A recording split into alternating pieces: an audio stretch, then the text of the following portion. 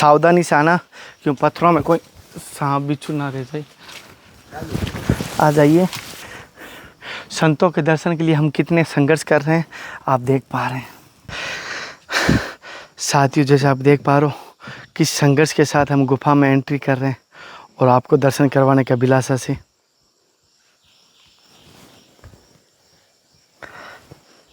एक पत्थर और उतर जाए। भृगु कमंडल का आपको दर्शन करवा रहा हूँ और ये भृगु ऋषि का जो कमंडल है वो है, क्योंकि आज भी इस कमंडल पत्थर रूपी आपको आकृति दिख रही कमंडल की आकृति है। और ये मान्यता है कि आज भी कितनी सर्दी हो, कितनी गर्मी हो, कितनी बारिश, इसमें जल मिलता है, जैसे आप देख पा रहे हैं। मैं किसी ज़माना में तिब्बत में भी रह चुका था। अच्छा। तो वहाँ चीन का आदमी आता था ज्ञानगंज को ढूंढने के लिए। अरे पगला, ज्ञानगंज को ऐसे थोड़ी ढूंढा जाता है। वहाँ पुण्य लोक है, वो वहाँ पुण्यवान लोग ही जा सकते।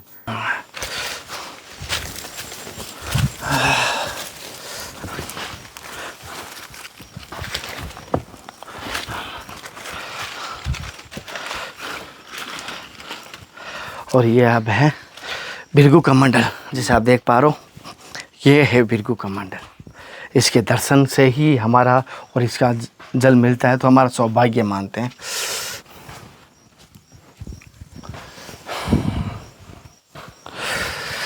हे भगवान, हे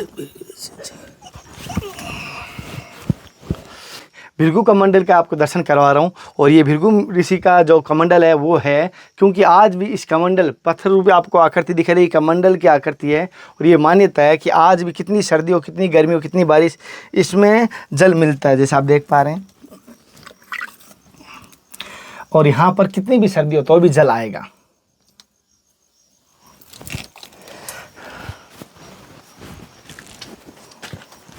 अच्छा, और यहाँ पर एक गुफा थी जो कि रास्ता ही बंद कर दिया ना। ये देखते हैं, यहाँ पर एक गुफा थी जो कि रास्ता ही बंद है अभी। रास्ता बंद कर दिया। सावधानी से आना, क्यों पत्थरों में कोई सांप बिच्छू ना रह जाए।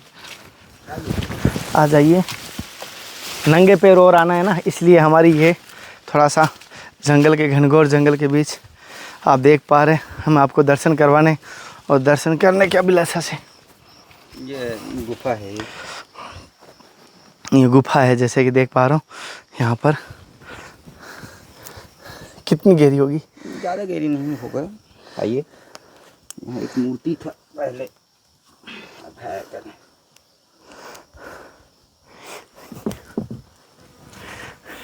संतों के दर्शन के लिए हम कितने संघर्ष कर रहे हैं आप देख पा रहे हैं साथियों। जैसे आप देख पा रहे हो किस संघर्ष के साथ हम गुफा में एंट्री कर रहे हैं और आपको दर्शन करवाने की अभिलाषा से।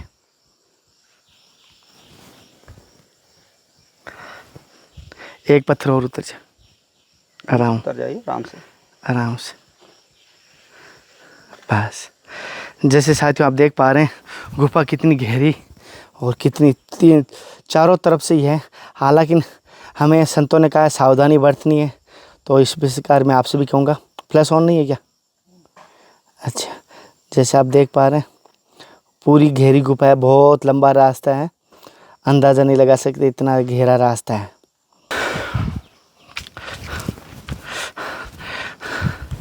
वो लेडी पीपर का झाड़ है। हाँ, लेडी पीपर है। हाँ, इससे क्या फ़ायदा होता है?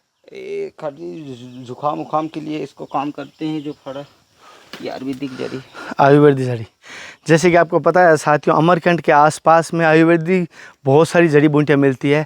हर कोई तो नहीं जान पाता, नौकल बंदे है या कोई आयुर्वेदिक के जानकार वो जान सकता है। और यहाँ पर अमरकंटक के जंगल में बहुत सारी जड़ी बूटियाँ हैं।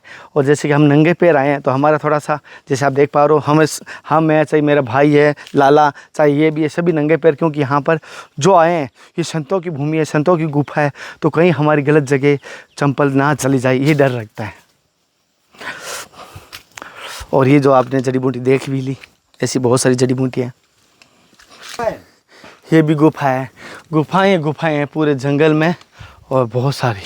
और कुछ गुफाएं जंगली जानवर की, कुछ भालुओं की रही है यहाँ पर। तो ये भी हमें सावधानी बरतनी होती है। ऊपर चले। हाँ, बहुत सारी है, कोई नहीं, बहुत सारी गुफाएं हमारे दर्शकों को कुछ तो दर्शन करवाए। अब संत महाराज जी की कुटिया आ गया है।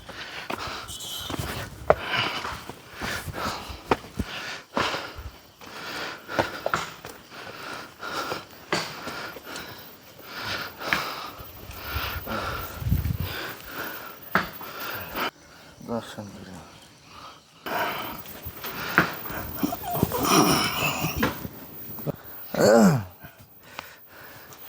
महाराज जी जैसे अभी जैसे भृगु कमंडल के दर्शन किए थे, और मैंने भक्तों को भी इस दर्शन के लिए थोड़ा सा निवेदन भी कर रहा हूँ, तो इस स्थान का क्या महत्व है महाराज? ये स्थान है, अभी पहले समय से अगर बोलोगे, थोड़ा दरवाजा इधर कर दो ना, थोड़ा धुआं आ रहा है।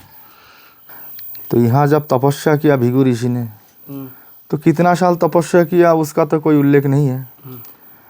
तो जब उन लोग तपस्या करके माता नर्मदा को यहाँ प्रकट किया था, तो प्रकट करने का बाद जो भी लेना देना था ऋषि मुनि से व माता नर्मदा से, दोनों को जो भी लेन देन था अपना वरदान दे दिया, और बोला था ये जो पत्थर का जो कमंडल है, इसमें चारों जगह इसमें शीतल जल रहेगा।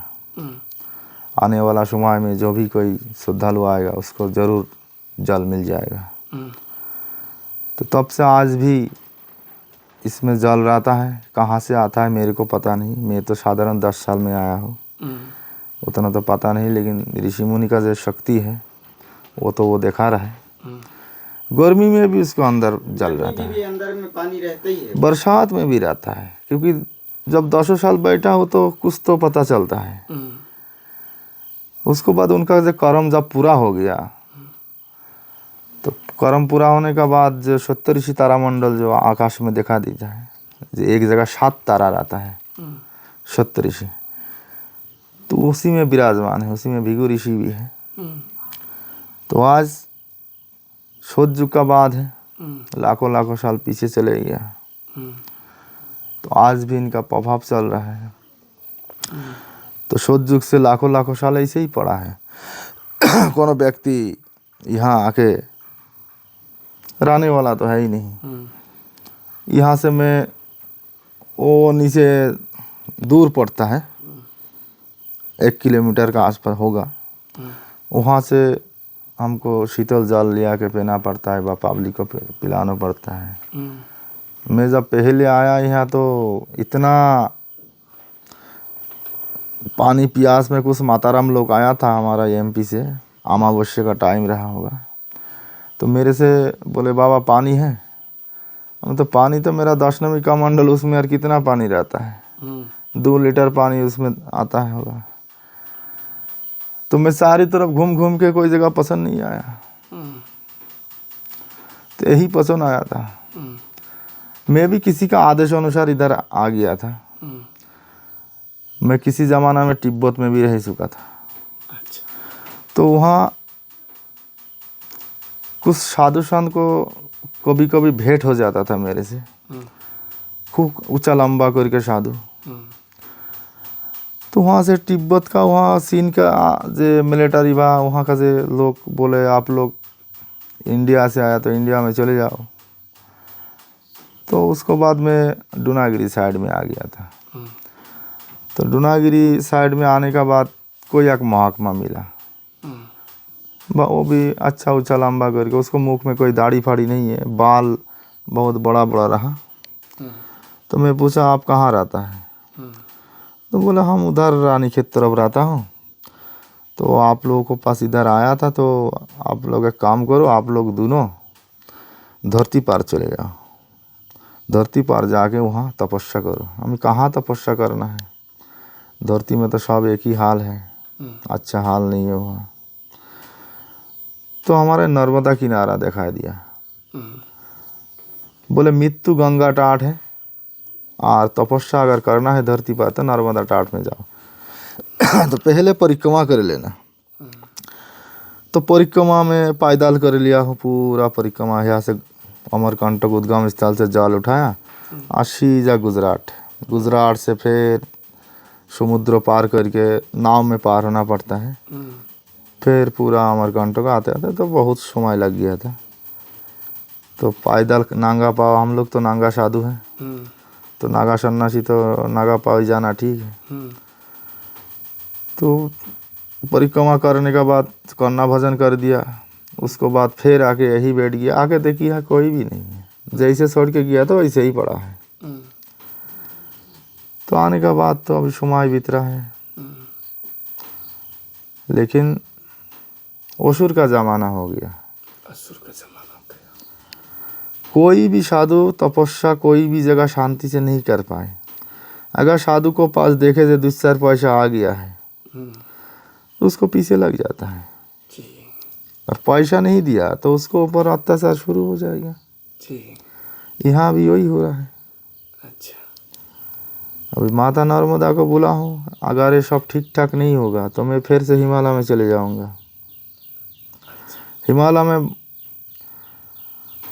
यहाँ जैसे बार बार खाना पड़ता है, वहाँ बार बार खाने का ज़रूरत नहीं पड़ता है। वहाँ तो 24 घंटा अपना ध्यान जग में पड़े रहे। बाकी खाना भी जगत भगत एक बार में जब गुफा में घुसा देता है, जैसे हम लोग ठंडी का टाइम में गैस सिलेंडर जो भी है एक बार में दे देता था। तो 6 महीने के लिए फुर्सत, 6 महीने कोई जगह जाना नहीं। लेकिन वहाँ तपस्या करके एक शांति है। लेकिन यहाँ तो बहुत मुश्किल है। चाहे तुम कितनी भी अच्छा तप करो, कितनी भी अच्छा रास्ता में चलो, फिर भी असुर पीछे लगेगा। दूसरा, आजकल का बाजार में तो तुम भिक्का करके नहीं चल सकते। तुम किसी के घर में भिक्का करने जाओ, वहाँ दारू पी के बैठा है वो लोग। सत्य। पूरा जिधर भी जाओ, शुद्ध MP का बात नहीं, जिधर जाओ तो दारू वहाँ आपको ऊपर ही तंग करेगा। वो साधु पाधु थोड़ी जानता है। इसीलिए तो मैं दाढ़ी जटा काट दिया हूँ। अच्छा, दाढ़ी जटा सब फेंक दिया। दाढ़ी जटा रखोगे तो आर लापड़ा है ज़्यादा, रोड में चल ही नहीं पाओगे। वही तो देखे बाबा जी, पहले अब जटा दाढ़ी रहा, अरे बेकार, अब ब्रश कर रहे थे तो मैं कहा बाबा जी सब दाढ़ी वाड़ी उतरवा दी। वो क्या करेगा। रास्ता में चलोगे तो दो बाबा 60 टका नाम बता, नहीं दोगे तो यार बेकार बाबा है, फालतू बाबा है।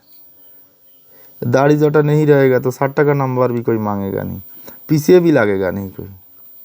अच्छा, 1980 से तो मैं देख रहा हूँ यही हाल है। तो महाराज जी, जैसे कि एक होता है ना, जिसने जो फल खाया वही बता सकता है कितना खट्टा है कितना मीठा है। तो क्या इस मार्ग में आपके किस प्रकार का रहा? कष्ट ज़्यादा देखे या आनंद ज़्यादा देखा संत बनने के बाद? देखो, आनंद तो जब तप में बैठता है तब वो एक अलौकिक आनंद आता है। जैसे आप ध्यान जग में बैठ गए, जैसे हम लोग रात 12 बजे का बाद बैठ जाता हूँ। अगर कितना टाइम में जागूंगा उसको पता नहीं, कभी 5 बज जाता है, कभी 4 बज जाता है। तो 4 घंटा, 4.5 घंटा, 5 घंटा का टारगेट रहता है। बस ज़्यादा भी हो जाता है, उसका कोई सीमित नहीं रहता है। मैं बहुत बार देखा हो जैसे 4 घंटा का बाद उठ जाऊंगा, लेकिन नहीं होता है। कभी 7 घंटा भी हो जाता है। तो उसको जे 7 घंटा से आप ध्यान जग में रहोगे, शरीर तो यही रहता है, लेकिन ये जो आत्मा है, वो आत्मा जो कहाँ ना कहाँ पहुँच जाता है, इसका कोई आता पता नहीं। ऐसे ऐसे जगह पहुँच जाता है जहाँ है तो आप देख रहे हैं हजारों मंदिर है, हजारों हजार महात्मा ध्यान योग में लीन है। कुछ महात्मा अपना खुला चौक में अपना ध्यान कर रहा है, चिंतन। कोई बड़ों से बड़ो महात्मा सत्संग कर रहा है, वहाँ जाके खड़ा हो गया तो वो महात्मा प्यार समेत आपको बैठने दिया, आपको फल फूल दिया जी। जो भी कोई स्वागत करना है वो कर दिया। तो जो अलौकिक कुछ बात वहाँ से कान में सुनता हूँ, वो जो बोलता है, लेकिन कहाँ पहुँच गया वो पता नहीं, कौन सा जगह पहुँच गया, जगह का नाम क्या है वो भी पता नहीं, पूछा ही नहीं। हम तो चुपचाप वहीं बैठा हूँ। तो जब इतनी घंटा तक सत्संग चल रहा है, वो जो आनंद जो अनुभूति होता है, उसको बाद दिन में अगर कोई भी कोड़ू वचन भी बोल दिया, कुछ कर भी दिया, तो भी वो आनंद का बराबर है अत्याचार बर्दाश्त हो जाता है। अच्छा। और जो उन लोगों को आशीर्वाद मिलता है, वो आशीर्वाद तो संसार में चाहे कितनी भी पैसा वाला हो, वहाँ पहुँचना बहुत टाइम लगता है। बहुत कठिन। पैसा को तो बात ही छोड़ दो। हम भी तो कंपनी का घर में जन्म लिया, जो इसका कंपनी चलता है, एक नहीं 3-3 कंपनी चलता है। क्या नाम है? अभी बोलेंगे तो समस्या है, फिर अगर घर मकान से आदमी आना चालू कर देंगे, जो बाबा यहाँ बैठा है आता है, अच्छा। अमरकांटक भी आता है, उनका पता नहीं उतना, क्योंकि हमारा सिहारा देखो पहचान नहीं पाएगा। अच्छा। क्योंकि हमारा पिछले जो भाई लोग रहा सब चले गया है, हमसे छोटा जा लोग रहा। अच्छा। इसीलिए आदमी को बोलता है जोक करो। जोक करने से उम्र कितनी भी हो जाए पता नहीं चलेगा आदमी को। एक दिन बाबा जी महाराज बोले, अब जानता है जी मेरा उम्र कितना है? नहीं भाई। तो मैं बोली तो मैं नहीं जानता हूँ। तो आज प्राय 5000 का आसपास उम्र हो गया। कितना? 5000 साल। आज साधु संतों को ही बोला जो हम लोगों को बारे में किसी को नहीं बोलना, धरती पर जाके किसी को नहीं बोलना। एक दिन में उस गांव में किसी के पास बैठ गया था, उसको टीवी चल रहा है, वो टीवी में उसको आ गया, उसको टीवी में उसको सिहारा आ गया। अब ये तो बाबा जी महाराज है, तो इसका टीवी में कैसे आ गया? ये तो हम खुद ही साधु संत को माना करता है, किसी को बोलना नहीं है। तो उनका उम्र आज इतनी उम्र हो गया, और हम लोग तो उम्र तो साधारण है उनका तुलना में। अच्छा। उनको तुलना में हम लोगों को उम्र साधारण है। तो चिंता करो, जो उससे भी ज़्यादा उम्र का आदमी है उसी हिमालय में, आदमी कितनी भी वहाँ वैज्ञानिक जाता है। जब मैं उधर रहा तो कितनी वैज्ञानिक आता था हेलीकॉप्टर में, चीन का आदमी आता था ज्ञानगंज को ढूंढने के लिए। अरे पगला, ज्ञानगंज को वैसे थोड़ी ढूंढा जाता है, वहाँ पुण्य लोक है, वहाँ पुण्यवान लोग ही जा सकते। इसी धरती से जब तुम्हारा योग शक्ति पूरा हो जाएगा, तपस्या करते करते जब तुम्हारा कार्य सब पूरा हो जाएगा, तभी ना तुम वहाँ जा पाओगे। ये वैज्ञानिक वहाँ थोड़ी पहुँच सकते। उसको पास जो योग शक्ति है, वहाँ हजारों हजार महात्मा आता है, तो वहाँ तुमको जाने से ही वो लोग तो ख़त्म कर देंगे, क्योंकि वो लोग को शक्ति का सामने कोई काम नहीं करता है। इसी कारण में इस धरती पर जो बचपन से अच्छा संस्कार नहीं है, वो साधु नहीं बन सकते, को भी नहीं बन सकते। हम तो कितनी भी यहाँ चला चामुंडा बनाया, लेकिन कोई किसी को तो मानुष नहीं बना पाया। मानस नहीं बना। और दूसरा को भी सही रास्ता में चलाओ। गुरुजी, जैसे कि हर एक साधक की इच्छा होती है कि कहीं ना परमात्मा के दर्शन हो या उनकी भक्ति अपार होना चाहिए। आपको ऐसा कभी जीवन में दर्शन हुए महाराज इस मार्ग पर? देखो, जो व्यक्ति से मिला हो, जैसे हम जब नर्मदा परिक्रमा में गया था, तो चलते चलते कंकड़, धूप, कांटा, नंगा पाँव, नरक भोगना पड़ता है। सीधा बात है।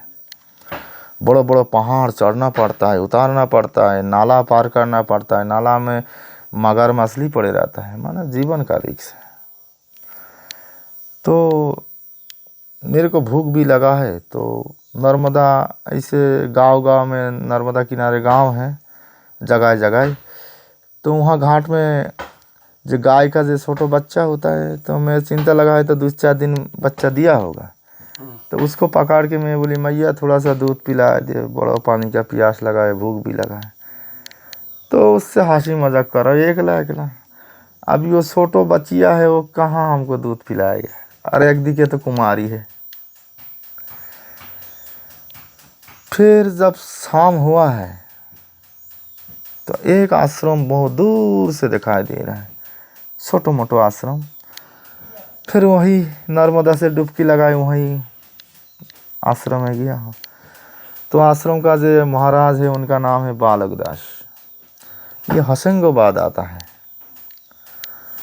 तो आरती का बाद मेरे को थोड़ा प्रसाद दिया है, दूध, बहुत टाइट दूध है।